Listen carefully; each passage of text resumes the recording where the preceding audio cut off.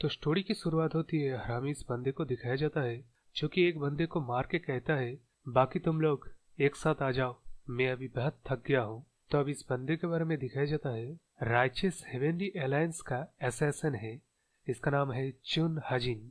तो अब ये लोग भी अपने चुन हजिन को कहता है हमारे कुछ बंदे को मार के तो अपने आप को कुछ ज्यादा ही नहीं समझ रहा है, ये बोल के हमला कर देता है।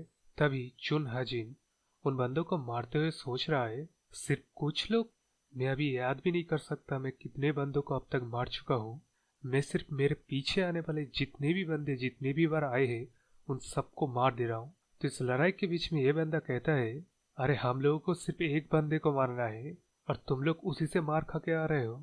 ये बोल के वो सब लोग फिर से चुन हजिन के ऊपर हमला कर देता है।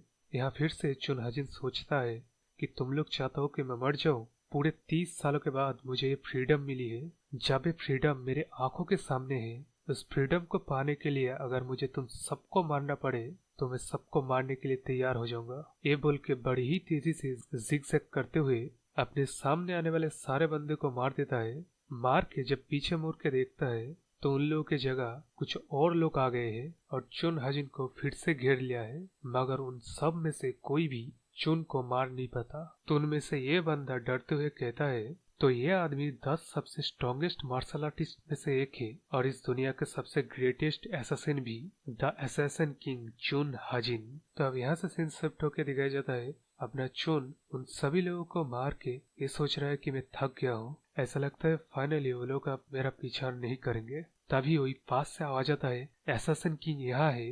यहाँ चियन सोच रहा है इन लोगों का कोई तो अंत ही नहीं है, मुझे विश्वास नहीं होता मैं इतने बंदों को मार चुका हूँ, मेरा तलवार भी टूटने के कगार पे है, क्या वो लोग सच में मेरे आजादी के इतने खिलाफ है। ये सोचते हुए एक और बार चियन अपना तलवार उठा के उन लोगों को कहता है मेरा पीछा करना छोड़ दो वरना मैं सबको मार दूंगा। उस लड़ाई के कुछ देर बाद चुन हजिन हाँफते हुए चलने लगता है और उसका तलवार भी अब उससे उठाया नहीं जा रहा है। पीछे दिखाया जाता है लाशों का ढेर बिछा दिया उसने।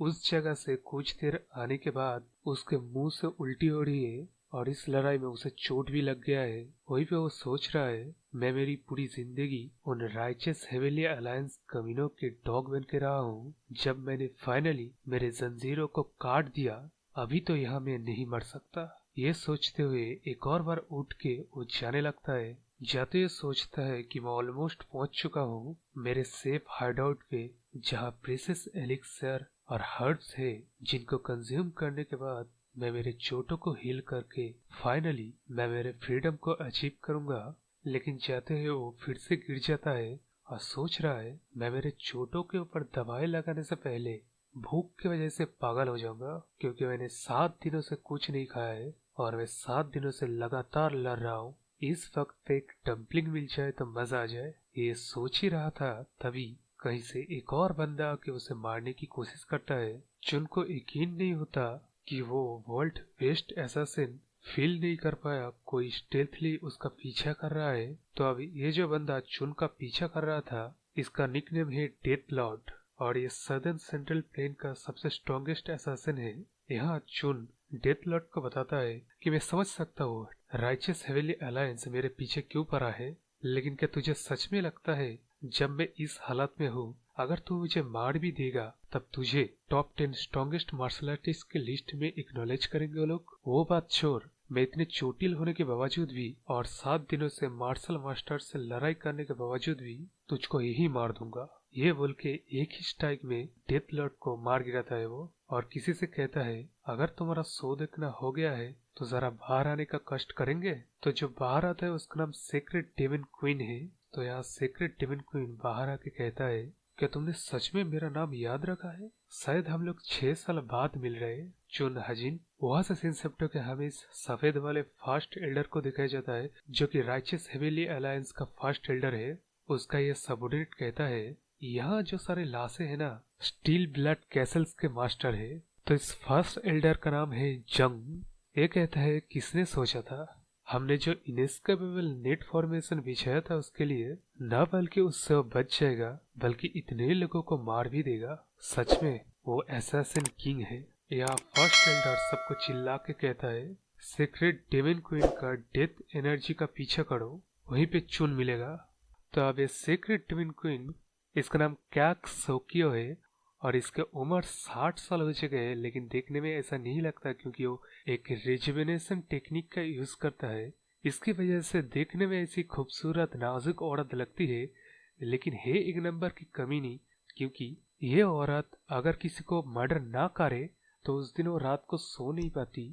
इस तरह की औरत है क्योक सोकियो। जुन यह सोचता है, क्या राइचियस हेवनली अलायंस अब कुछ भी करने के लिए तैयार हो जाएंगे मुझे पकड़ने के लिए, जो उन लोगों ने इस जैसे औरत को मेरे पीछे लगा दिया। अभी मैं इतना ज्यादा थक चुका हूँ, मैं खुद को बचाने के लिए कोई एक भी ट्रिक अभी अपना नहीं पाऊंगा। ये सोचते सोचते वो लड़ाई करने के लिए तैयार हो ही रहा था, तभी डिविन क्वीन कहती है, अरे एक क्या बात हुई, हम एक दूसरे को इतनी अच्छी तरह से जानते हैं और तुम मेरे ऊपर तलवार तन रहे हो। चुन कहता है, स्पेशल रिलेशनशिप, बकवास करना बंद कर और लड़ाई करने आ। तो डिवन की नेहा कहता है, तुम्हारे इस कंडीशन में मेरे 2-3 स्ट्राइक भी तो संभाल नहीं पाएगा। मैं तो यहाँ बस तुझे एक आसान मौत देने की कोशिश कर रही थी। तभी चुन कहता है, तेरे जैसी 60 साल की ग्रैंडमा के 2-3 स्ट्राइक संभाल पाऊंगा या नहीं, चल देखते हैं। ये सुन के यहाँ डिवन क्वीन गुस्से में कहती है, अगर तूने एक और बार मुझे ग्रैंडमा कहा ना, तेरे को इतनी दर्दनाक मौत दूंगा तू सोच भी नहीं सकता।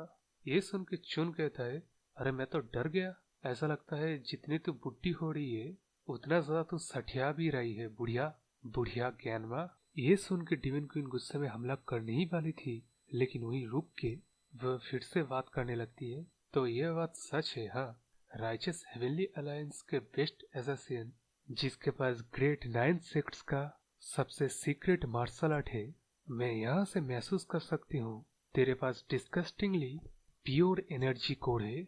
इसलिए तो स्टील ब्लड फोर्सेस ने मुझे तेरे को जिंदा पकड़ने के लिए बोला है। यहाँ चंद समझ के कहता है कि डेमन क्वीन उसके ऊपर हमला क्यों नहीं कर रहा है, क्योंकि उसका मकसद भी उन सीक्रेट मार्शल आर्ट्स और राइचस हेवनली अलायंस के सीक्रेट को जानना है।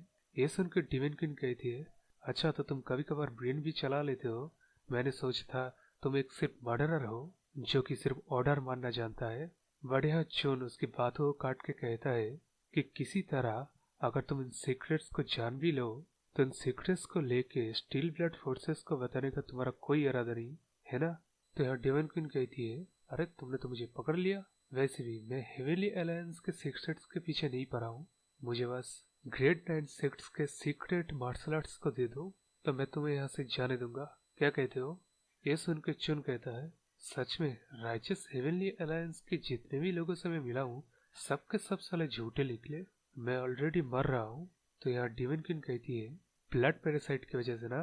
तो ये ब्लड पैरासाइट एक्चुअली चुन जैसे हर एक एसेसिन को जिनको सारे मार्शल आर्ट दे के तैयार किया जाता है उनके शरीर में डाला जाता है और उसका कंट्रोल राइचस हेवनली अलायंस के लीडर के पास है। कोई भी अगर किसी तरह से राइचस हेवनली अलायंस को बिट्रे करने के बारे में सोचता भी है तो ब्लड पैरासाइट एक्टिवेट होकर उस पर्सन को मार देता है। डिवन क्वीन कहता है, चलो हम लोग फेयर डील करते हैं, मैं तुम्हारे शरीर में ब्लड पैरासाइट को खत्म कर दूंगा और तुम मुझे ग्रेट 9 सेक्ट्स के सीक्रेट मार्शल आर्ट दोगे। मैं सीक्रेट डिवन क्वीन जो कि demonic art of God of death का प्रैक्टिस करता है, इस आर्ट को प्रैक्टिस करने के लिए सभी तरह के पॉइजन और उससे होने वाले बॉडी में इफेक्ट को जानना, नलिफाई करना, डालना, ये सब कुछ कर सकते हैं इस आर्ट के द्वारा। तो क्या कहते हो चुन। तो ये सुन के चुन हंसने लगता है और कहता है, डिविन क्वीन क्या तुम्हें सच में लगता है राइचस हेवनली अलायंस मेरे पीछे इसलिए पड़े क्योंकि मैं वहां से भाग गया। यहाँ डिविन क्वीन चौंक के कहता है, तो ये बात नहीं तो किस वजह से। तो यहाँ चुन कहता है, क्योंकि मैं world strongest top 10 martial artist में से एक आता हूँ और मैं 5 साल पहले ही इस ब्लड बॉम्ब को निकालना सीख चुका हूँ, लेकिन मैंने तब नहीं किया क्योंकि मैं और ज्यादा ताकतवर होके हायर लेवल में पहुंच के ब्लड पैरासाइट को निकालना था, क्योंकि जब भी मैं इस पैरासाइट को निकलूंगा तभी इनएस्केपेबल नेट फॉर्मेशन मेरे ऊपर अप्लाई कर दिया जाएगा। तो उसके लिए मैंने 5 सालों तक ट्रेन भी की और मैंने करीब करीब फ्रीडम को अचीव कर भी लिया था। और यहाँ तुम मेरे साथ डील करने की कोशिश कर रहे हो, तुम्हें क्या सच में लगता है तुम्हारे डिस्गस्टिंग नेचर के बारे में कुछ नहीं पता मुझे। बकवास करना बंद करो, मेरे जिंदगी के 30 साल उन लोगों ने छीन लिया, अब मैं किसी से भी बेवकूफ बनने वाला तो बिल्कुल नहीं हूँ। अगर तुम मेरे रास्ते से अभी हट जाते हो तो मैं तुम्हारी जिंदगी को बख्श दूंगा। ये सुनकर डिवाइन क्वीन कहती है, तुम्हारी हिम्मत भी कैसे है मुझे इस तरह की धमकी देने की? तुम खुद मौत के कगार पे हो। वैसे भी मेरे को इंसल्ट करने वाले आज तक कोई बचा नहीं है, और मैं तुम्हारे आंखों में देख के बता सकता हूँ कि तुम उन मार्शल आर्ट्स को मुझे देने वाले तो नहीं हो। तो यहाँ चुन कहता है, तुम्हारी आंखें भी मेरे को कह रहा है तुम मुझे छोड़ने वाले तो बिल्कुल नहीं हो। ये बोल के अपना डिमोनिक 60 साल का ग्रैंडमा अपने असली रूप में आने लगता है। तो यहाँ दिखाया जाता है जहाँ वो लोग टकराए थे एक दूसरे से, वहाँ एक बेहद बड़ा धमाका होता है। उसके बाद जब धमाका क्लियर होता है तब दिखाया जाता है कहीं से फर्स्ट एल्डर आके उसका पैर काट देता है और डिमोनिक क्वीन उसका हाथ काट देता है। जब डिफेंड करने के लिए कुछ बचा ही नहीं तब डिमोनिक क्वीन अपने हाथ उसके शरीर के आर पार कर देता है। तभी चुन खून के उल्टी करने लगता है और वहीं पे बैठ जाता है। लेकिन डिवाइन क्वीन यहाँ चुन को इतने आसानी से छोड़ने वाला थोड़ी था। यहाँ डिवाइन क्वीन चुन के सर को पकड़ के कहती है, अब से तुम किसी को भी इंसल्ट नहीं कर पाओगे, बोल के उसके गर्दन से उसका धड़ को खींच के अलग कर लेता है। और इस तरह अपने चुन का कहानी खत्म हो जाता है। लेकिन यहाँ चुन सोच रहा है, फाइनली ये क्या मौत के आखिर वाला जो पल है? मैं सिर्फ एक नॉर्मल जिंदगी जीना चाहता था, सिर्फ थोड़े से पल के लिए ही सही, सपने की तरह एक कम्प्लीटली नॉर्मल ऑर्डिनरी मैन, एक ऑर्डिनरी ह्यूमन। क्या ये अचीव करना इतना ज्यादा नामुमकिन है? शायद अगर मुझे एक और मौका मिला तो इसी बात के साथ वहां से सीन शिफ्ट होके हेवनली डिवाइन कल्ट के मेन सेंचुरी की तरफ दिखाया जाता है। और इसके अंदर ये हाफ मरे हुए बंदे को दिखाया जाता है जो कि अचानक उठता है। वहां से सीन शिफ्ट होके हेवनली डिवाइन कल्ट के किसी और इनर मैनर की तरफ दिखाया जाता है, जहां पर ये बंदा डिमोनिक कल्ट के यंग फोर्थ मास्टर को ग्रीट करता है और बताता है कि मैंने थर्ड लॉर्ड के पल्स को फील किया है और आज रात के करीब वो मारा जाएगा। तो यहाँ ये फोर्थ लॉर्ड सोचता है चीजें काफी स्मूथली जा रही है। वहां से सीन शिफ्ट होके हमारे चुन हजिन के उस दिनों की तरफ दिखाया जाता है जब वो राइचियस हेवनली अलायंस का एक मिशन पूरा कर रहा था उसके दोस्त के साथ। मतलब कि मिशन क्या ही था, असैसिन करना, जो कि हो गया था। तभी उसके दोस्त उसको पूछता है सब कुछ ठीक से गया कि नहीं, और बताता है, चुन हजिन, ये असैसिन वाली जिंदगी से क्या तुम थक नहीं गए? और एक छोटा वुड से काट किया गया बार्ट को दिखाता है और चुन के दोस्त उसे बताता है कि मैं कुछ भी करने के लिए तैयार हो जाऊंगा इस जगह से निकलने के लिए, और मैं एक आजाद इंसान की तरह जीना चाहता हूँ, खुली हवाओं में सांस लेना चाहता हूँ, न कि ये खून की गंध जो हवाओं में हमेशा फैली ही रहती है। तो यहाँ चुन हजिन कहता है कि मुझे भी तुम्हारे साथ ले चलो। वहां से कुछ ईयर का बाद का सीन दिखाया जाता है। चुन का वो दोस्त कब का भाग गया था राइचियस हेवनली अलायंस से और एक नॉर्मल जिंदगी जी रहा था, लेकिन राइचियस हेवनली अलायंस किसी तरह उसको ढूंढ निकाला और चुन को मिशन दिया उसके पूरे परिवार को मारने के लिए, और उसको भी। लेकिन उसको पता नहीं था ये उसका वही दोस्त थे। तो जब मिशन खत्म हुआ तब वही उसे छोटी बूट से काट किया बर्ड को देख के याद आया ये तो उसका दोस्त थे। तो वो उसको बचाने की कोशिश करता है, लेकिन जो टीममेट के साथ वो इस मिशन पे आया था उसने उसको बताया कि राइचियस हेवनली अलायंस को जो बिट्रे करेगा उसका परिणाम यही मिलेगा।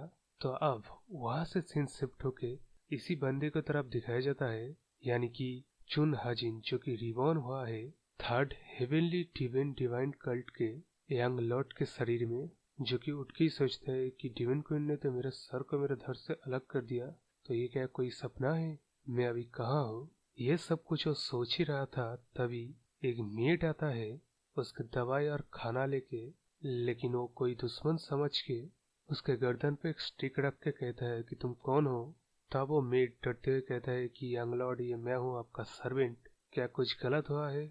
आप ऐसी हरकतें क्यों कर रहे हैं?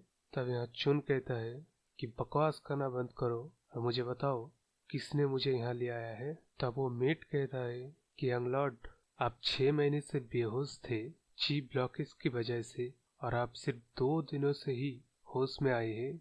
ये सुनकर चुन कहता है झूठ कहना बंद करो और मुझे सच बताओ।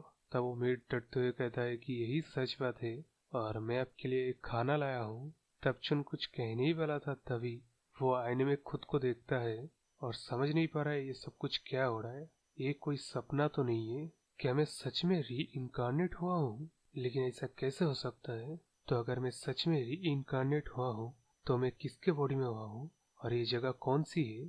उसी वक्त दो आदमी आता है, उनमें से एक को तो पहले आपने देखा था जो कि फोर्थ यंग लॉर्ड के तलवे चाट रहा था, और इसके साथ ये बंदा कहता है डिवाइन टीचिंग्स के ऊपर कोई सवाल नहीं उठा सकता, सारे डीमन तुम्हारे कदमों पे। Congratulation young third Lord, you recovered. यह चुन सोचता है डिवाइन टीचिंग्स, पूरे मुड़ीम में divine cult, heavenly demonic divine cult, तो एक सच में डिमोनिक कल्ट है। वहां से सीन शिफ्ट होके इसी बंदे की तरह दिखाया जाता है, तो ये बंदा फर्स्ट रॉयल गार्ड है जो कि डिमोनिक कल्ट के लॉर्ड को आके ग्रीट करता है, और इसका नाम मुडेम है। तो ये रिपोर्ट करता है कि थर्ड लॉर्ड कोमा से उठ चुके हैं, लेकिन वो सारे मार्शल आर्ट को खो चुके हैं इस दौरान। अब आपका क्या इरादा है थर्ड लॉर्ड के बारे में? ओह बॉय, डिमोनिक कल्ट में थर्ड लॉर्ड जो कि सारे मार्शल आर्ट अपना खो चुका है, तो अब इस सिचुएशन में चियन क्या करेगा? लेकिन यहाँ डिमोनिक कल्ट के लीडर कहता है 3 मंथ की जो सेरेमनी क्लोज होने के बाद ही मुझे आगे का रिपोर्ट देना। इस हेवनली डिवाइन कल्ट को most evil demonic power of the generation कहा जाता है। डिमन कल्ट के मार्शल आर्ट बाकी सारे मार्शल आर्ट से सबसे बेहतर है, और जस्ट सिर्फ एग्जिस्ट करने से एक कल्ट पूरी दुनिया के चिंतित और कियास का सिंबल देता है। लेकिन सिर्फ संख्या के बारे में अगर बताया जाए तो राइचस हेवनली अलायंस और स्टील ब्लड फोर्सेस कुछ ज्यादा ही आउटनंबर करता है डिमोनिक कल्ट को। लेकिन इन तीनों को, मतलब राइचस हेवनली अलायंस और स्टील ब्लड फोर्स और heavenly divine cult, world triangle बोला जाता है। बट इन तीनों के रहने के बावजूद भी जो कि हेवनली डिवाइन कल्ट का लॉर्ड है उसको मोस्ट इविल एग्जिस्टेंट बोला जाता है। मतलब इसका थ्रेट लेवल नेचुरल आपदा और पैंडेमिक से भी ऊपर है। तो यहाँ चुंग लोगों को देख के सोचता है तो इस जैसे जगह पे मैं कैसे उठा, और मैं क्या सच में री इनकारनेट हूँ ऐसी जगह पे? ये सब कुछ समझ के वो एंसेस होने से पहले ही खुद को शांत कर लेता है और सोचता है मुझे इस सिचुएशन के ऊपर कंट्रोल करना होगा और आगे का क्या होगा फ्यूचर का भी प्लान भी करना होगा। तो अपना चुन उसी दिन की रात को इंटेलिजेंस इकट्ठा करने के लिए खुद को छुपाते हुए जाने की कोशिश कर रहा था, लेकिन वो समझ जाता है इस बॉडी में वो किसी भी तरह से स्टेल्थ टेक्निक को इस्तेमाल नहीं कर सकता।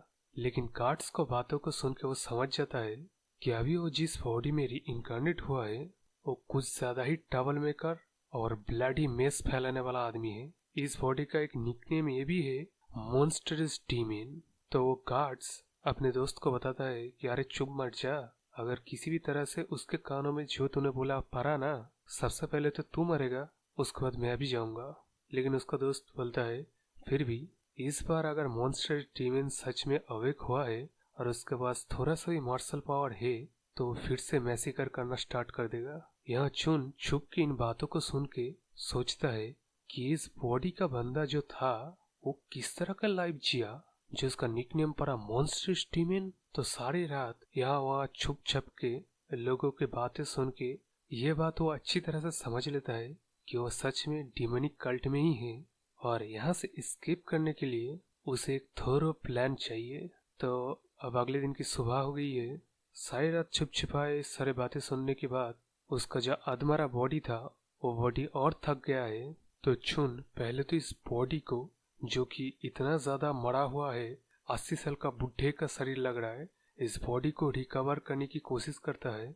तो अपना मार्शल आर्ट यूज करता है बॉडी के इंटरनल सिचुएशन को देखने के लिए। तो पहले तो बॉडी में जो 8 मेरिडियन है वो एकदम मेस्ड अप सिचुएशन में है और उसका डेंटियन रॉटन हो चुका है। तो चुन हेक चुन राइचस हेवनली अलायंस का क्रिएट किया हुआ एक वेपन यानी कि असैसिन था। राइचस अलायंस के पास सभी तरह के जो सीक्रेट मार्शल आर्ट्स थे उनको सिखाया गया, और उन्हीं मार्शल आर्ट्स में से चुन अपना ही एक मार्शल आर्ट क्रिएट किया जिसका नाम बाउंडलेस टेक्निक है, और वही टेक्निक अभी वो परफॉर्म कर रहा है इस शरीर पे बुरे एनर्जी को शरीर से बाहर निकलने के लिए।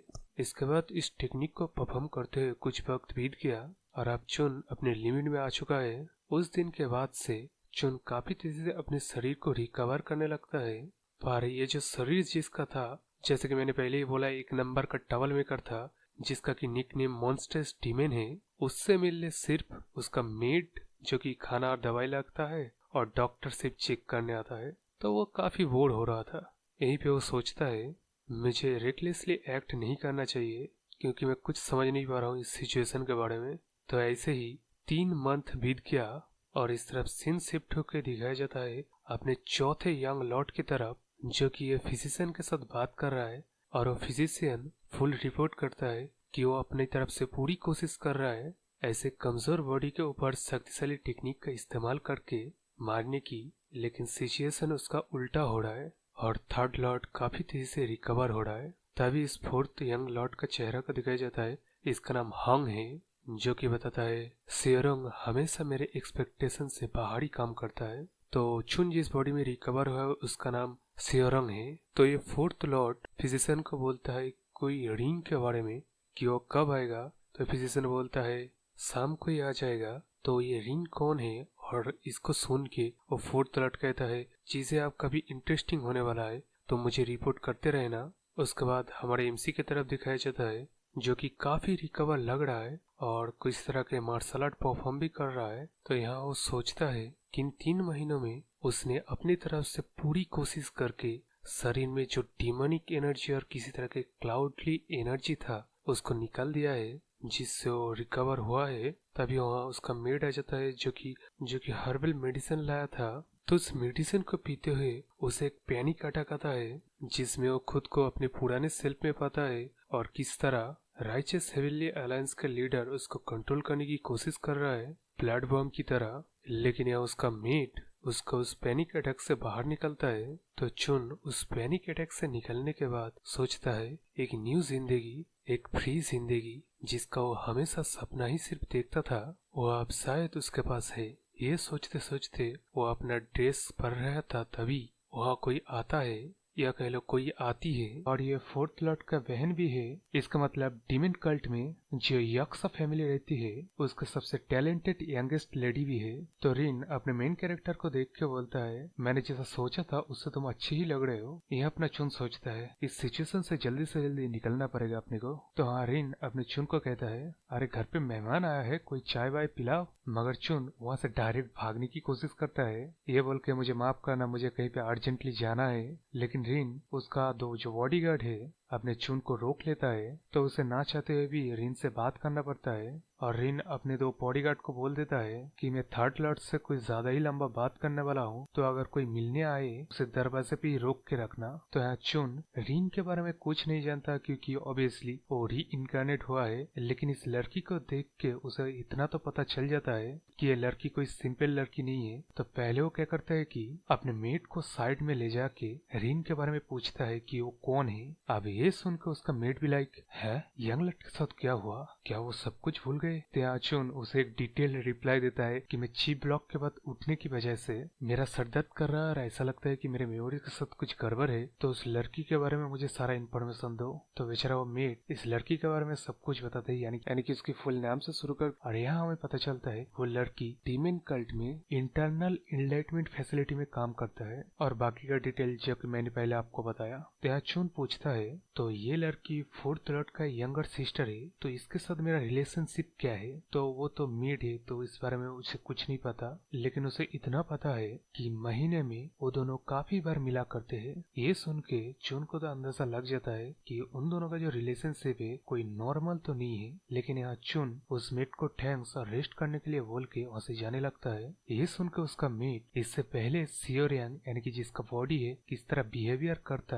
और अभी अपना चुन किस तरह बिहेवियर कर रहा है कंपैरिजन करने लगता है। वहाँ से सीन शिफ्ट होता है और अपना चुन रिन से मिलने आता है और उससे साथ काफी अच्छे से बात करता है। यानी कि वही मैंने आपको ज्यादा इंतजार तो नहीं करवाया, इससे पहले जो बिहेवियर आपको दिखाया वो बिना सोचे समझे था। तो इस तरह बात सुन के वो लड़की भी सोचता है अगर पास्ट की थर्ड लॉर्ड के बारे में बात किया जाए उसका बिहेवियर और आपका बिहेवियर कुछ ज्यादा ही डिफरेंट है। ऐसा लगता है सच में थर्ड यंग लॉर्ड अपना मार्शल पावर्स खो चुका है। तो यहाँ रिन चुन को बताता है हम दोनों के बीच में कुछ चीजें छुपाने की जरूरत नहीं है और मैं सीधा पॉइंट पे आता हूँ। ये बोल के एक कॉन्ट्रैक्ट निकल लेता है जिसमें उन दोनों का साइन था। तो जब मैं इस पैनल को पढ़ रहा था मैंने सोच रहा था कि इन दोनों का कोई शायद चक्कर चल रहा है, लेकिन ऐसा नहीं है। तो इन दोनों का जो साइन किया कॉन्ट्रैक्ट है इसमें अपना रिन थर्ड लॉर्ड को मनी और मेडिसिन से स्पॉन्सर कर रहा था, जिसका टोटल कीमत आएगा 6000 नियांग, यानी कि तब के जमाने का जो करेंसी था उसका नाम है नियांग। और वो पैसे मुझे अभी चाहिए। तुम्हें पता है ना इस कॉन्ट्रैक्ट के खिलाफ जाने पे क्या होगा? यहाँ चुन भी लाइक है, ये फोर्थ लॉर्ड का यंग सिस्टर है और इससे स्पॉन्सर ले रहा था सियर यंग। आगे रिंग बताता है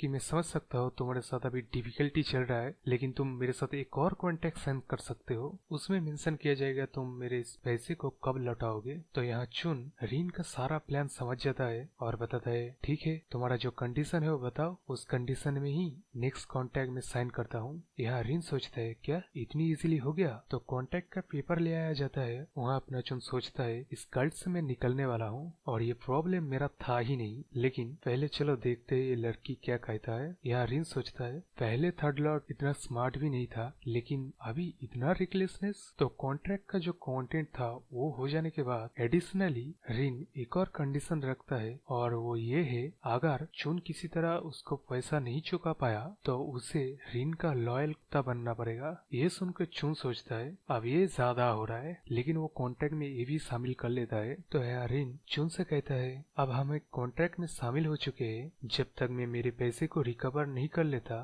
तब तक एक दूसरे को रिस्पेक्ट करना चाहिए। तो यार चुन कहता है रिस्पेक्ट? तुम मुझे एक ऐसी कॉन्ट्रैक्ट बना के रिस्पेक्ट की बात कर रहे हो? ये बोल के चुन अपने मेट से कहलवा के कमांडर ऑफ रॉयल गार्ड्स को बुलाता है। तो यार रिन पूछता है तुम कमांडर को क्यों बुला रहे हो? इसका जवाब दे ही बता कि तभी कमांडर वहाँ आ जाता है। तो चुन कमांडर को बोलता है एक करेज प्रिपेयर करो, मुझे कहीं जाना है। ये सुन के कमांडर कहता है थर्ड यंग लॉर्ड आपके शरीर के इस कंडीशन में आगे कुछ बोल पाता। तभी चियोन कहता है कि मैं डिविन लॉर्ड से मिलने जा रहा हूँ, डिविन लॉर्ड पैलेस में जाके बता दो और ये बताना डिविन लॉर्ड का थर्ड डिसाइबल मास्टर से मिलना चाहता है। तो वहाँ से रॉयल कमांडर पैलेस के लिए निकल जाता है, ये बोल के कि जब पैलेस परमिशन देगा तब मैं आपके लिए कैरेज प्रिपेयर करूंगा। ये सुन के रिन चुन से पूछता है कि ये तुम क्या कर रहे हो? तो चुन यहाँ जवाब देता है क्या मुझे क्या फाइट बैक भी नहीं करना चाहिए? चलो देखते हैं क्या ये कॉन्ट्रैक्ट डिविन लॉर्ड अप्रूव करता है कि नहीं। तो यहाँ रिन चुन को बताता है क्या तुम हम दोनों को मनवाना चाहते हो? तुम डिविन लॉर्ड से भला क्या सुनना चाहते हो? तो यहाँ चुन बताता है क्या इसमें कोई दिक्कत है? तब रिन कहता है अगर इस कॉन्ट्रैक्ट के बारे में डिविन लॉर्ड को पता चला तो तुम भी सेफ नहीं रहोगे। तो यहाँ चुन कहता है तुम सही कह रहे हो, शायद डिविन लॉर्ड मुझे डांटे, बूढ़ा सा बूढ़ा शायद मुझे एक्साइल कर दे। वैसे भी मैं मेरा मार्शल पावर्स को खो चुका हूँ, लेकिन वो सारी चीजें होगा मेरे साथ, लेकिन तुम्हारे साथ क्या होगा? पूरी दुनिया को पता है यक्सा फैमिली कितनी अमेजिंग है और उनका पावर कुछ कुछ केसों में ही काम आएगा, लेकिन तुम्हारे वर्स्ट के सिनेरियो में तुमको शायद तो कैद कर लिया जाएगा, लेकिन तुम्हारे फैमिली के साथ क्या होगा? शायद वो सारे पावर और स्टेटस सब कुछ छीन लिया जाए। ये बोल के वो कॉन्ट्रैक्ट को लेके चुन वहाँ से जाने लगता है, लेकिन रिन उसको रोक के उससे पूछता है क्या तुम सुप्रीम लॉर्ड नहीं बनना चाहते? तो यहाँ चुन बताता है क्या सुप्रीम लॉर्ड इस शरीर के साथ? तुम तो शायद यहाँ आए ही होगे ये जान के कि मेरा कोई चांस ही नहीं है। खैर चलो एक दूसरे के साथ मुलाकात होगी डिविन लॉर्ड के सामने। तो रिन यहाँ सिचुएशन को समझ के बोलता है ठीक है मुझे बताओ अब मैं क्या करूँ। ये सुन के चुन बोलता है तुम किस चीज के बारे में बात कर रहे हो? तो यहाँ रिन बोलता है मुझे क्या करना पड़ेगा ये बताओ ताकि तुम डिविन लॉर्ड के पास ना जाओ, मैं ये कह रहा हूँ। तो चुन जिस कॉन्ट्रैक्ट को साथ में ले जा रहा था उस कॉन्ट्रैक्ट को रिन को पकड़ा देता है। चुन की एक फ्लैशबैक से चाहो राइचस हेविली अलायंस का एक मिशन जिसमें राइचस हेविली अलायंस के धोखेबाजों को जड़ से खत्म कर देना है। उस मिशन को कंप्लीट करने के बाद जिस धोखेबाज के पूरे परिवार को उसने मार दिया उसके एक बच्चे के पास चुन का उसी दोस्त का वुड से कार्व किया हुआ बर्ड मिला। जो दोस्त उसे हमेशा कहता था वो राइचस हेविली अलायंस से भाग जाएगा और एक नॉर्मल जिंदगी जिएगा। तो उस दोस्त ने एक्चुअली एक नॉर्मल जिंदगी बना भी लिया अपने लिए, लेकिन चुन उस दोस्त से उसकी जिंदगी छीन ली। ये जब उसे रियलाइज होता है इससे पहले कि वो कुछ कर पाता उसका वही दोस्त पीछे से आके चुन के और जो साथी थे उन सबको मार के चुन को मारने की कोशिश करता है और अपने परिवार को बचाने की कोशिश करता है। लेकिन जिन दोनों को उसने परिवार बनाया था उन लोगों को तो चुन पहले ही मार दिया था।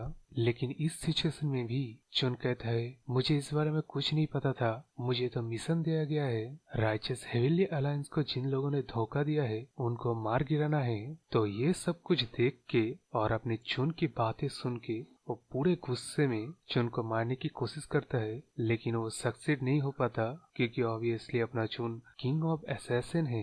लेकिन उसका दोस्त उससे पूछता है क्या लोगों की जिंदगी छीनना, लोगों को मर्डर करना जस्ट तेरे लिए सिर्फ एक काम है? तुझे अंदाजा भी है तूने कितने सारे जिंदगी को तबाह किया है? लेकिन अपने दोस्त के इन बातों को सुन के भी चुन उसे जवाब देता है एक असैसिन को इन चीजों के बारे में कुछ नहीं पता है। अब इस लास्ट मोमेंट में उसका दोस्त उसके बाहों में दम तोड़ते हुए कहता है यो कह लो कर्ज देता है तूने अभी तक जितने भी लोगों को मारा है उसकी कीमत दोबारा जन्म लेके ही सही लेकिन चुकाना तो पड़ेगा। अब इस फ्लैशबैक के सीन के बाद सीधा अपने चुन की तरफ दिखाया जाता है जो कि डीमन लॉर्ड के पैलेस में जा रहा है गैरेज में। इस गैरेज में तो अब डीमन लॉर्ड को दिखाया जाता है जो कि अपना बाल काट रहा है और खुद को तैयार कर रहा है। वहीं पे मोडिम को दिखाया जाता है जो कि डीमन लॉर्ड को कांग्रेचुलेट करता है जो डीमन लॉर्ड ने ग्रेट डीड अकम्प्लिश किया इन 3 महीनों में, जिसके बारे में पहले मैंने आपको बताया था तीसरे एपिसोड में। तो यहाँ डीमन लॉर्ड अपने फर्स्ट रॉयल गार्ड से पूछता है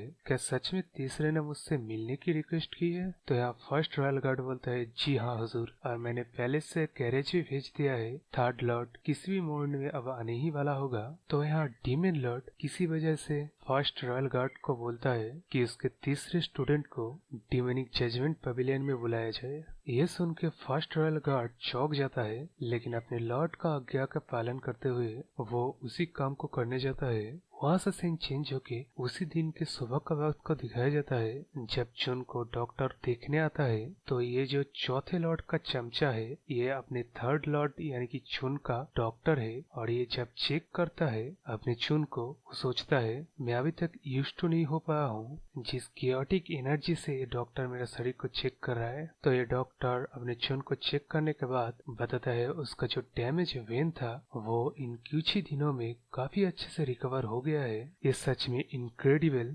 रिजेनरेटिव एबिलिटी है अगर एक्यूपेंचर और हर्ब्स को छोड़ दिया जाए तो। ये बोल के वो डॉक्टर परेशानी से अपने चुन को घूर घूर के देखने लगता है, जिसको चुन ने ऑब्वियसली नोटिस किया। उसी मोमेंट में वो डॉक्टर बातों को चेंज करके चुन को बताता है कि उसे लगता है अब से एक्यूपेंचर करने की जरूरत नहीं पड़ेगी, सिर्फ न्यूट्रिएंट्स डेंस खाना और सुप्रीम हीलिंग पोशन से आपके शरीर को रिकवर किया जाएगा। तभी चुन उसका एक सवाल पूछता है कि मेरा एक क्वेश्चन है, ये सुप्रीम हीलिंग पोशन क्या चीज है? मैंने इस बारे में कभी क्यों नहीं सुना? तब वो डॉक्टर बताता है कल्ट में कुछ सबसे प्रेशियस हर्ब्स को कल्ट के सबसे बेहतरीन पोशन क्रिएटर तैयार करता है, कल्ट के सबसे हाईएस्ट रैंकिंग बंदों के लिए। ये सुन के चुन सोचता है एनर्जी रिकवर करने के लिए, और इसको मेडिसिन बोला जा रहा है, लेकिन ये जो पोशन मुझे दिया जा रहा है इसमें किसी भी तरह के मेडिसिन प्रॉपर्टी नहीं है। अगर होता तो मेरी रिकवरी इससे काफी जल्दी होता। ये सोचते हुए चुन उस डॉक्टर को घूर घूर के देखने लगता है। तब वो डॉक्टर कहता है मुझे 2 दिनों में लौटना पड़ेगा, मैं होप करता हूँ कि आप जल्दी रिकवर हो जाए। लेकिन यह चुन अभी भी सोच रहा है कि शायद मेरे सेंसेस में कुछ गड़बड़ है। तो अब वहाँ से सीन शिफ्ट होकर कुछ देर का बाद का सीन दिखाया जाता है जहाँ अपना चुन सोच रहा है ऐसा लगता है कि मैं फाइनली मिल पाऊंगा डीमन लॉर्ड से। पता नहीं डीमन लॉर्ड किस तरह का बंदा होगा।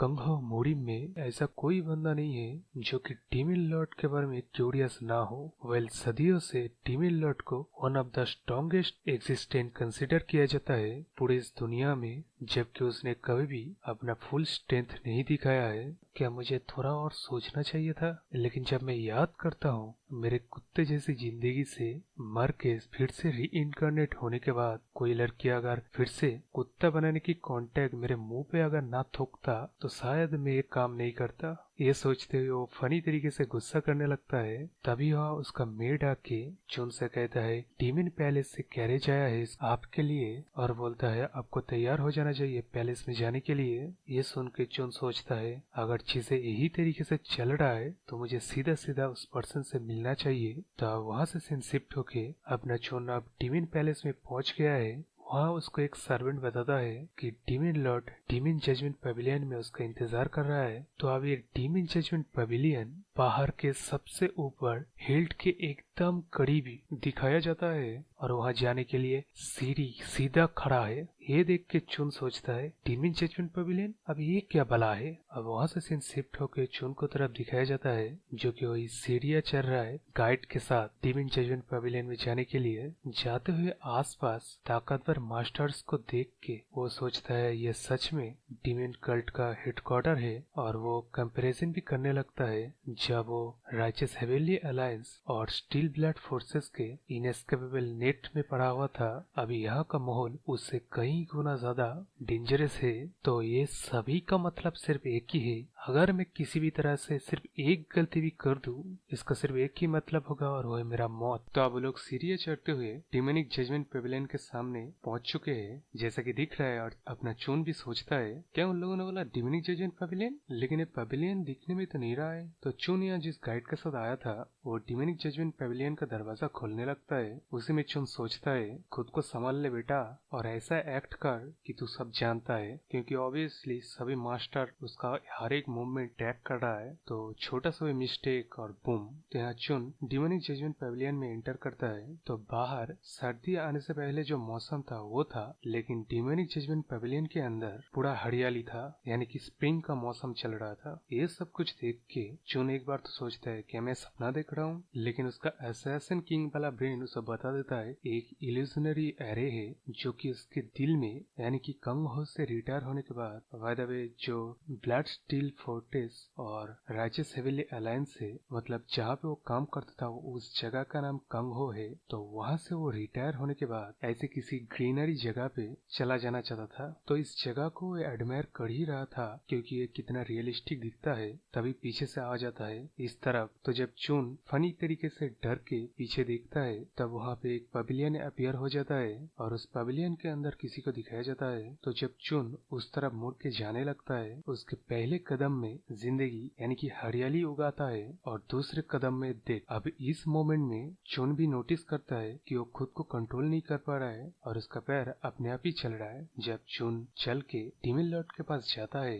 डीमन लॉर्ड वही सोचता है कि चून के पहले स्टेप में यानी कि पहले कदम में जिंदगी उगाता है और दूसरी स्टेप में डेथ, जिसको देख के डीमन लॉर्ड को इंटरेस्टिंग लगता है और अपने मन में कहता है क्या थर्ड डीमन जजमेंट पवेलियन को इस तरह इमेजिन करता है। तो इस तरफ चून की तरफ आते हैं जो कि उसका असैसिन किंग बेसिक इंस्टिंक्ट कह रहा है ये जगह सिंपली डेंजरस है, लेकिन अब ऐसा भी नहीं है वो पीछे मुड़ के जा सकता है। तो चून यहाँ डिसाइड कर लेता है कि अपनी न्यू जिंदगी की शुरुआत करने से पहले वो डीमन गॉड से मिलेगा और फाइनली डीमन लॉर्ड को दिखाया जाता है। और चुन यहाँ सोचता है ये है 9th जनरेशन डीमन लॉर्ड। इसका मतलब ये जो सामने बंदा बैठा हुआ है इससे पहले सिर्फ 9 ही ऐसे सिर्फ बंदे थे जिनको डीमन लॉर्ड बुलाया गया है। तो इस 9th जनरेशन का डीमन लॉर्ड का नाम है ली चांगसंग। वहाँ से सीन शिफ्ट होके हमें डीमन जजमेंट पवेलियन के बाहर का सीन दिखाया जाता है जहाँ फर्स्ट रॉयल गार्ड का एक सबऑर्डिनेट से वो पूछता है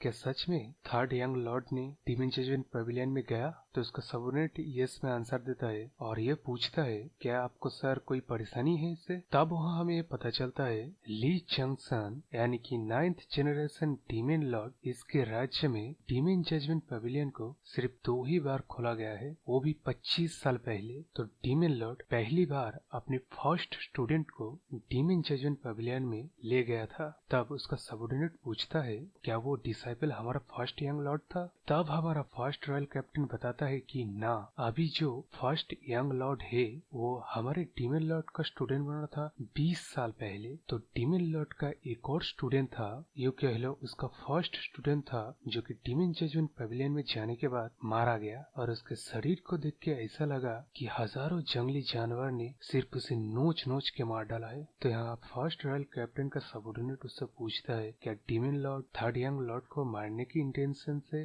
डीमन जजमेंट पवेलियन में बुलाया है। तो यहाँ ऑब्वियसली ये बात तो कोई भी बता देगा, अगर demon Lord third young Lord को मारना चाहता तो कब का मार देता। तब यहाँ उसका सबऑर्डिनेट पूछता है अगर डीमन लॉर्ड का फर्स्ट डिसाइपल इस जजमेंट पवेलियन में जाके मारा गया तो दूसरा पर्सन कौन था। तो ये दूसरा पर्सन था ग्रैंड स्ट्रेटेजिस्ट। ये इकलौता एक ऐसा बंदा है जो कि डीमन कल्ट में अपने रैंक को क्लाइम किया अपने ब्रेन से, ना कि मार्शल आर्ट से। और यही वो बंदा है जो कि डीमन कल्ट के हर एक छोटे बड़े मामले को संभालने का काम करता है। तब उसका सबऑर्डिनेट पूछता है क्या वो जिंदा बचा। ऑब्वियसली वो जिंदा बचा और गर्व से डीमन जजमेंट पवेलियन से बाहर आया। और इस मोमेंट में ये थर्ड बार है जो कि डीमन जजमेंट पवेलियन खुला है। तो यहाँ फर्स्ट रॉयल कैप्टन एक सवाल पूछता है क्या थर्ड यंग लॉर्ड मैनेज कर पाएगा जिंदा लौटने में इस जगह से, जहाँ अपना चुन पहली बार डीमन लॉर्ड से मिलता है और उसको अपना रिस्पेक्ट दिखाता है। तो भाइयों फाइनली हम लोगों को डीमन लॉर्ड को दिखाया जाता है। तो अब यार डीमन लॉर्ड को चुन देख के सोचता है तो ये है डीमन लॉर्ड ली चंगसन। सच में ये बंदा कुछ और ही है। तो ये है ग्रैंड डीमनिक मास्टर, ये सभी जगह का रूलर।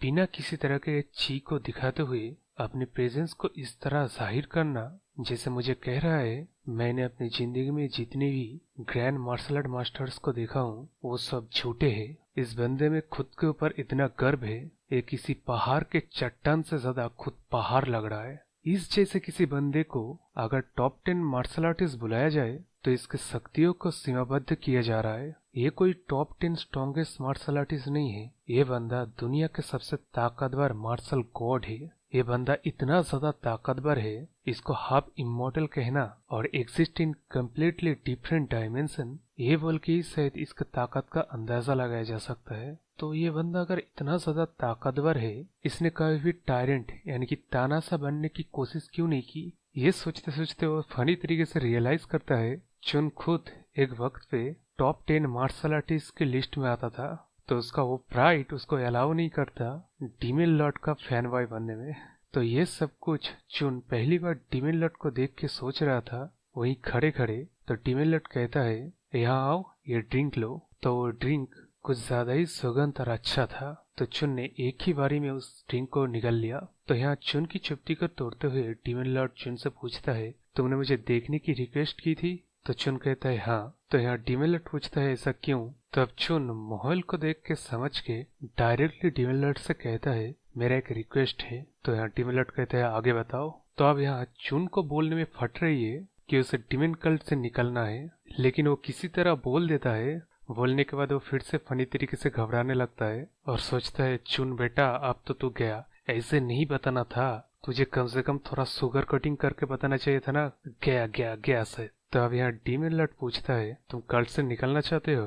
तो यहाँ चुन कहते है हाँ। तो अब इसका जवाब देने से पहले डीमन लॉर्ड अपने चुन से बोलता है मुझे ड्रिंक ढाल के दो। और ड्रिंक देते हुए चुन यहाँ पे सोच रहा है मैं इस बंदे का फेस रीड करने की कोशिश कर रहा हूँ कब से, लेकिन मुझे जरा से भी समझ में नहीं आ रहा है ये बंदा क्या सोच रहा है। तो यहाँ डीमन लॉर्ड सीधे सीधे पूछता है इस तरह इधर उधर की बात मत करो और बताओ तुम क्या कल्ट से बाहर जाना चाहते हो या कल्ट को छोड़ना चाहते हो। तुम्हें क्या मेरा डिसाइबल बनना पसंद नहीं है। ये सुन के चुन कहता है नहीं नहीं नहीं नहीं ऐसा बिल्कुल नहीं है, मेरा कहने का मतलब। इससे पहले कि चुन और कुछ कह पाता डीमन लॉर्ड कहता है क्या तुम गिव अप करना चाहते हो तुम्हारी शरीर की इस कंडीशन की वजह से। क्या तुम सच में सिर्फ इतना ही आगे बढ़ सकते हो। तो अगर ऐसा है तो यह सच में निराशाजनक बात है। यह सुन के अपना चुन डर जाता है और कहता है मैं कल्ट से अपना टाई कट नहीं करना चाहता, मैंने अभी इन कुछ ही दिनों में रिकवर किया है, उसके अलावा मैंने अपना मार्शल आर्ट को भी खो दिया है। ये बोलते हुए सोचता है अभी इस पॉइंट पे कुछ शुगर कोटिंग करके ना बोल के सीधा सीधा वो बोलता है रिकवर होने के बाद मैं खुद को समेटना चाहता हूँ, लेकिन मैंने जितना आसान सोचा था ये करना कहीं मुश्किल है। तो मैंने सोचा कहीं बाहर जाके थोड़ी बहुत खुली हवा मिलने से आसानी हो, इस चीज को मैं यहाँ रिक्वेस्ट करने आया हूँ। यह सुन के डीमन लॉर्ड जिस बोल से अपना दारू पी रहा था उसको जोर से टेबल में मार के चुन से कहता है क्या तुम सिर्फ कल्ट से बाहर जाने के लिए मुझसे यहाँ मिलने आए थे। यहाँ चुन समझ जाता है उसके अब लग गए भाई। तो इस सिचुएशन से वो बाहर निकलने के लिए कई कुछ सोचता है, लेकिन आखिर में जवाब ये देता है कि मैं सिर्फ आपको देखना चाहता था एक बार मास्टर। ये बोल के चुन डीमन लॉर्ड को मक्खन लगाने लगता है। ये सब कुछ मक्खन लगाते हुए चुन सोच रहा था कि डीमन लॉर्ड से वो इमोशनल कार्ड खेलेगा, तभी जिस वोल से वो डीमन लॉर्ड दारू पी रहा था वो वोल धूल में मिट जाता है। तो यहाँ अपना चुन जो डीमन लॉर्ड को मक्खन लगा रहा था उसमें वो बहुत कुछ कहता है, लेकिन उनमें एक बात कहता है जो कि डिसाइपल की ड्यूटी ये सुन के डीमन लॉर्ड खड़ा हो जाता है और दिखने में ऐसा लग रहा है कि वो गुस्से में है। तो यहाँ डीमन लॉर्ड अपने चुन से कहता है, अगर तुम तुम्हारा ड्यूटी एज अ डिसाइपल जानते तो तुम इस शरीर के साथ मेरे सामने नहीं आते। ऐसा तो नहीं मैंने तुम्हें मिसजज किया। ये बात सुन के चुन अपने मन में सोचने लगता है, ये शरीर। तो जब डीमन लॉर्ड गुस्से में चुन से कुछ कह रहा था तब उसका आंखें ब्लू कलर में जलने लगता है। ये देख के अपना चुन सोचता है, डीमन गॉड की आंखें, क्या डीमन लॉर्ड को पता चल गया सियरन के शरीर में मैं हूँ? ऐसा लगता है डीमन लॉर्ड डायरेक्ट मेरे सोल को देख रहा है। अब इस सिचुएशन में मुझे क्या एक्सक्यूज यूज करना चाहिए, ये सोच ही रहा था, लेकिन डीमन लॉर्ड पीछे मुड़ जाता है। तो यह चुन सोचता है, क्या मैं पकड़ा नहीं गया? लेकिन यार ये कुछ हजम नहीं हुआ। मास्टर का डिसाइपल चीप ब्लॉक के बाद रिकवर होकर सीधा अपने मास्टर से मिलने आता है, रिस्पेक्ट दिखाता है। अगर ये मेरा ड्यूटी नहीं है तो क्या है? मैं क्या मिस कर रहा हूँ? अरे भाई तू डीमन कल्ट में है, ये तू मिस कर रहा है। तो यहाँ डीमन लॉर्ड अपने चुन से जाने के लिए कहता है और कहता है, 3 दिन के बाद मैं किसी को भेज दूंगा तुम्हारे पास। डीमन जजन पवेलियन के ये सीनरी, खुला आसमान, चारों ओर ग्रीनरी, ये नजारा देखे हुए तो सदियों हो गए। तो ये बात बताने का रीजन आपको शायद थोड़ा थोड़ा अंदाजा लग रहा होगा। वेल, एक जजमेंट पेविलियन है, सो ये जगह लोगों के दिल को जज करता है। अब ये मेरा मानना है कि ये जगह बिल्कुल वैसे ही रिस्पॉन्स करता है जैसा वो पर्सन है, या शायद डीमन कल्ट के ऊपर नफरत रखने वाला कोई अगर गया तो उस तरह वो रिस्पॉन्स करता है। मुझे पता नहीं, मुझे ऐसा लगा। एनीवे, कहानी में आगे बढ़ते हैं। तो अब डीमन लॉर्ड अपने फर्स्ट रॉयल गार्ड को उसके हार्ड वर्क के लिए रिवॉर्ड देता है, जो कि दारू है, और अपना फर्स्ट रॉयल गार्ड एक्सेप्ट कर लेता है। ये सीन को दिखने में ऐसा लग रहा है ये काफी बड़ा डील है फर्स्ट रॉयल गार्ड के लिए। ऐसा क्यों है शायद आगे जगह पता चलेगा। तो यहाँ डीमन लॉर्ड पूछता है कि थर्ड अभी कैसा है। तो फर्स्ट रॉयल कैप्टन बताता है कि सब कुछ ठीक चल रहा है, वो काफी अच्छे से रिकवर हो रहा है। तो डीमन लॉर्ड यहाँ पूछता है क्या सिर्फ इतना ही है? तो फर्स्ट रॉयल कैप्टन बोलता है हाँ इतना ही है। तो डीमन लॉर्ड बताता है ये काफी अच्छा है। मैंने जब 10 साल पहले उस बच्चे को उठाया था ये सोच के ये बच्चा काफी अम्यूजिंग है, लेकिन जब बाद में उसके वेनमस नेचर को देखा तब मुझे काफी डिसअपॉइंटिंग महसूस हुई। लेकिन अब जब उस बच्चे को देख रहा हूँ ऐसा लगता है उसके अंदर मैजिकल पर्ल है। वो ईविल बनने की बजाय ईविल से दूर जा रहा है और वो डेथ क्या चीज है ये भी समझ रहा है। तो अब यहाँ डीमन जजमेंट पेविलियन क्या चीज है ये बताया जाता है। वेल, ये जगह ईविल को जज करता है।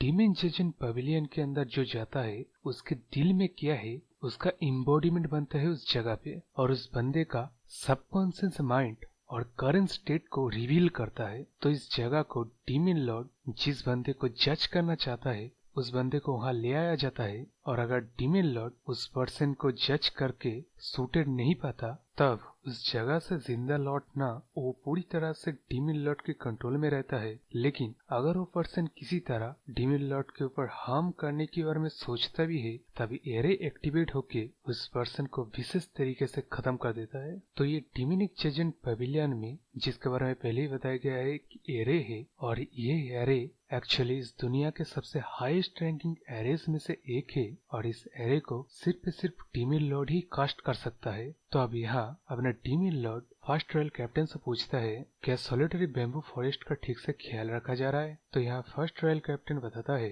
कि यहाँ कोर्ट एल्डर्स को भेजा गया है और 4 महीनों से अभी कोई डेथ का न्यूज नहीं आया है। तो हाँ, काफी अच्छे से सॉलिटरी बैम्बू फॉरेस्ट का ध्यान रखा जा रहा है। तो यह डीमन लॉर्ड फर्स्ट कैप्टन को बताता है कि एल्डर्स को वापस बुला लिया जाए अभी के लिए, क्योंकि मैं थर्ड को सॉलिटरी बैम्बू फॉरेस्ट में भेजने वाला हूँ। तो यह फर्स्ट रॉयल कैप्टन पूछता है उस जगह पे? तो डीमन लॉर्ड कहता है हाँ, ये जगह काफी अच्छी जगह है फ्रेश एयर लेने के लिए और अपने माइंड को क्लियर करने के लिए। वाह, एक ऐसी जगह जहाँ पे न्यूज दिया जा रहा है कि 4 महीनों से अभी कोई डेथ का न्यूज नहीं आया है, और ये एक अच्छी बात है। वहाँ पे अपने थर्ड को भेज रहा है फ्रेश एयर लेने के लिए। तो यहाँ से सीधा अगला सीन दिखाया जाता है बैम्बू फॉरेस्ट का। आसपास कई सारे बीज थे और वहीं से अपना चुन चल के जा रहा है और अपने मन में सोचता है मैं सिर्फ थोड़ा सा बाहर जाने की रिक्वेस्ट किया था, लेकिन पता नहीं कहाँ उस डीमन लॉर्ड ने मुझे भेज दिया। ये जगह देखने में खतरनाक एहसास देता है मुझे। ये सोचते हुए चिल्ला के वो डीमन लॉर्ड को गाली देने लगता है, लेकिन सच में डीमन लॉर्ड ही ऐसा है जो कि सोच सकता है ऐसा कोई जगह फ्रेश एयर के लिए अच्छा होगा। तो ये सब कुछ जो चिल्ला के बोल रहा था तो उसका एक सर्वेंट जो कि चुन को बताता है कि डीमन कल्ट में इस तरह का कोई बात अगर डीमन लॉर्ड को कोई कहे, चाहे वो खुद यंग लॉर्ड या लेडी क्यों ना हो, उसको सीधा मार दिया जाता है बिना कुछ सुने।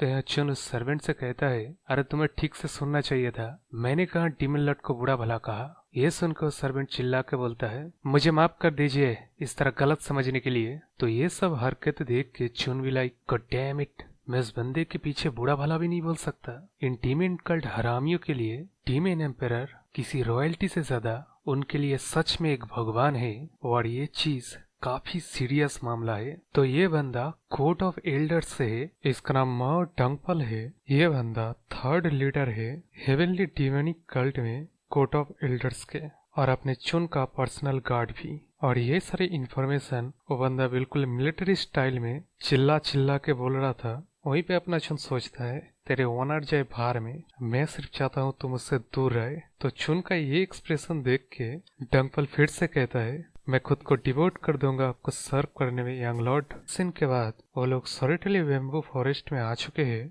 अब सुबह का वक्त का सीन दिखाया जाता है। यह चुन कहता है कितना अमेजिंग सिनेरियो है, लेकिन वो असल में सोच रहा है, लेकिन चाहे वो कितना ही कोशिश क्यों न कर ले, ये जगह छोड़ के वो जा नहीं पाता। और फिर से फनी तरीके से डीमन लॉर्ड को गाली देने लगता है, लेकिन वहीं पे वो रुक के अपना मन बना लेता है, क्योंकि वो फर्स्ट प्लेस में ये जानता था ये चीज कभी भी आसान नहीं था, और उसे यूजलेस चीजों के ऊपर ध्यान ना देके जो असल काम है वो करना शुरू करना चाहिए। और सोचता है, जरा रुको, मैं क्यों डीमन कल्ट से बाहर जाना चाहता हूँ, क्योंकि पहली बार जब मैं रिवॉर्न हुआ इस शरीर में, और जब मैंने जाना मैं डीमन कल्ट में रिवॉर्न हुआ हूँ, मुझे आने वाले खतरे का महसूस हुआ। इसलिए ये बात तो सच है, किसी दिन इस जगह से मुझे निकलना पड़ेगा, लेकिन अभी के लिए तो ये इम्पॉसिबल है। अभी इस वक्त पे सच्चाई तो ये है, मुझे डीमन कल्ट का थर्ड यंग लॉर्ड बन के ही रहना पड़ेगा।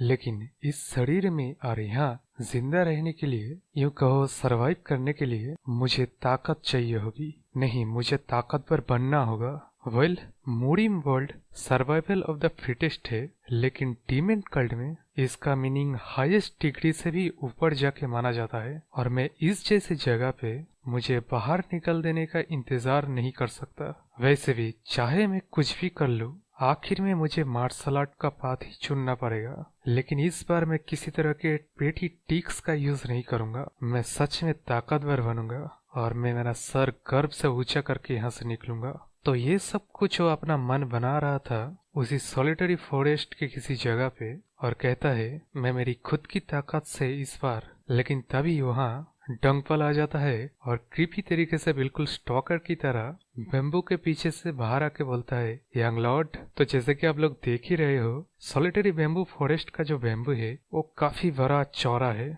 बिल्कुल किसी पेड़ की तरह। तो ये सुन के यंग लॉर्ड अपना चुन डर के एकदम जंप मार देता है। तो डंगपल यहाँ अपने चुन को खाना खाने के लिए बुलाने आया था। तो यहाँ चुन फनी तरीके से बोलता है, अरे तूने तो मुझे डरा दिया, मैंने बताया था ना मुझे परेशान मत करना। तो यहाँ हमें पता चलता है चुन एक्चुअली 2 दिनों से इस सॉलिटरी बैम्बू फॉरेस्ट से बाहर निकलने की कोशिश कर रहा था, और अब जाके उसने ये सब कुछ अपना मन बनाया वो आगे क्या करेगा। तो इन 2 दिनों में अपना चुन कुछ भी खाया भी नहीं था। इस वजह से अपना डंगपल जस्ट कंसर्न था।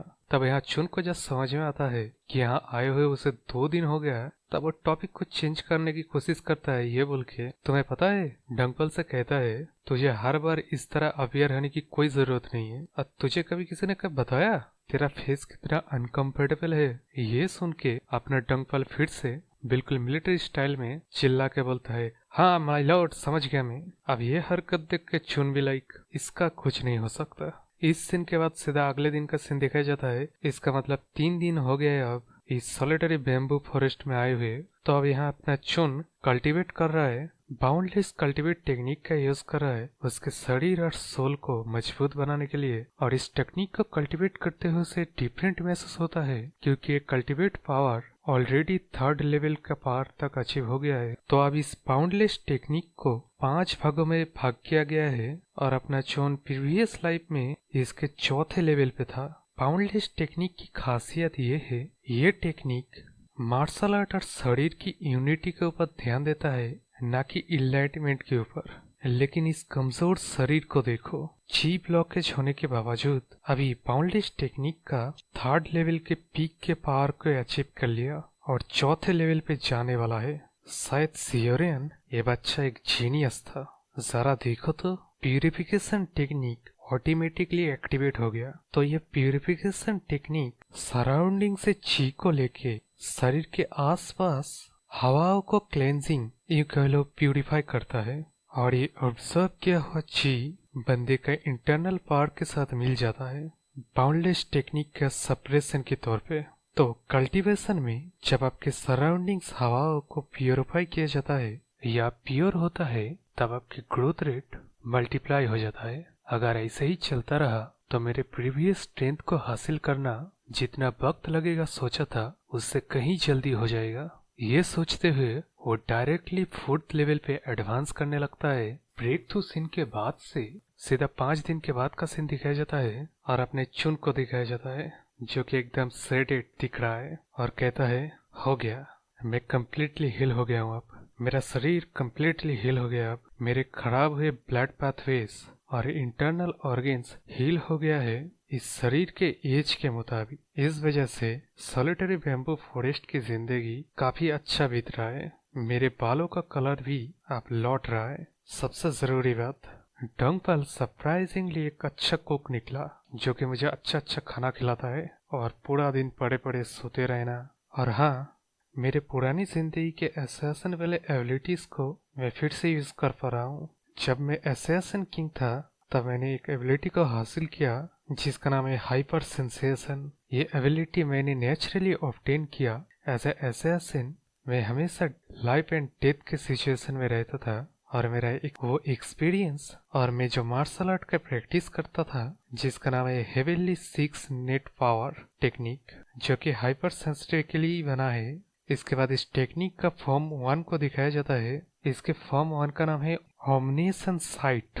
एक ऐसे मार्शल आर्ट है जो कि यूजर के 5 सेंसेस को एक्सट्रीम लिमिट पे ले जाता है, जिस वजह से वो पर्सन किसी भी बीस्ट से ज्यादा सेंसिटिव बन जाता है। ये सब कुछ सोचते हुए अपना चुन उस एबिलिटी का यूज करता है जो कि बिना इधर उधर देखे हुए अपने सराउंडिंग्स में क्या चल रहा है विविडली वो फील करने लगता है। लेकिन तब वो वहीं पे रुक जाता है क्योंकि उसके ठीक सामने एक चिकन एक लिजर्ड को मार के खा रहा है और अपने चुन को बिल्कुल ये चीज पसंद नहीं आता कि इस जगह को वो कितनी अच्छी तरीके से अडेप्ट कर रहा है।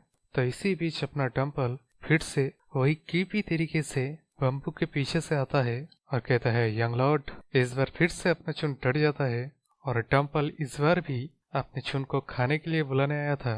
तो यहाँ चुन बोलता है, तू पूरे टाइम इस जगह पे खड़ा था ना और सब कुछ यहाँ देख रहा था ना। चल, अगर तू इस तरह ही गेम खेलना चाहता है, देखते हैं कौन जीतता है। लेकिन इस बार भी अपना डंपल फिर से मिलिट्री स्टाइल में बोलता है, यस माय लॉर्ड। इसको देख के चुन सोचता है ये बंदा फिर से वही हरकत कर रहा है, इस बंदे के साथ प्रॉब्लम क्या है। तो डंपल यहाँ एक इम्पोर्टेंट बात बताता है जो कि ये सॉलिटरी बम्बू फॉरेस्ट को डिमेनिंग माउंटेन भी कहा जाता है, जो कि सूरज ढलने पे ही एक्टिव हो जाता है।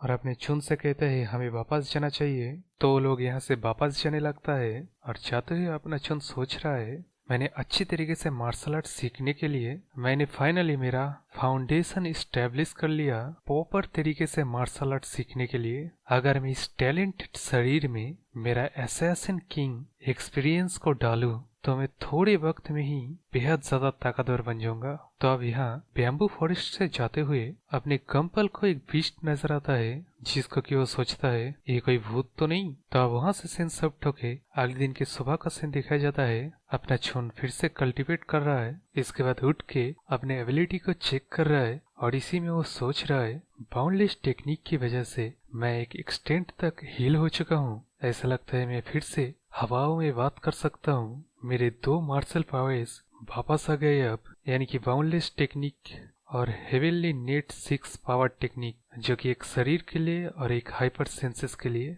और यहाँ पे वो सोचता है अब सिर्फ एक ही टेक्निक रह गया है, डार्क शैडो ची, जिसको बनाया गया था 10 ग्रेट सेक्ट्स के सीक्रेट मार्शल आर्ट को लेके। तो यहाँ हमें पता चलता है अपने चुन का जो लाइफलाइन था यानी कि डार्क शैडो ची, ये टेक्निक बना 9 नहीं 10 ग्रेट सिक्स के सीक्रेट मार्शल टेक्निक को कंबाइन करके। तो यहाँ चुन सोचता है, मैं चुन हजिन, जिसके बारे में एक लेजेंड है कि वो असैसिन किंग है, ये लेजेंड बना ये 3 टेक्निक की वजह से। इन टेक्निक के साथ मैं दोबारा मेरे ताकत को हासिल करूंगा।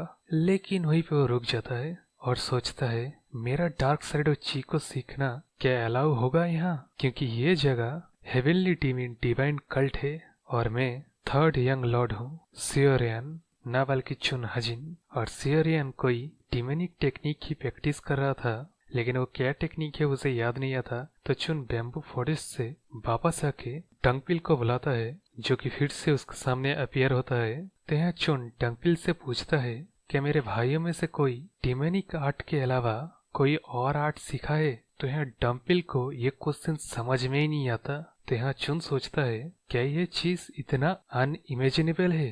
तो यहाँ चुन फिर से पूछता है, क्या होगा अगर मैं डिमोनिक आर्ट ना सीखूं? तो यहाँ डम्पलिंग बताता है, अगर ये पॉसिबल भी हुआ, कोई यंग लॉर्ड या लेडी डिमोनिक आर्ट को ना सीखा, तो शायद डिमन लॉर्ड कुछ ज्यादा ही डिस्प्लीज होगा।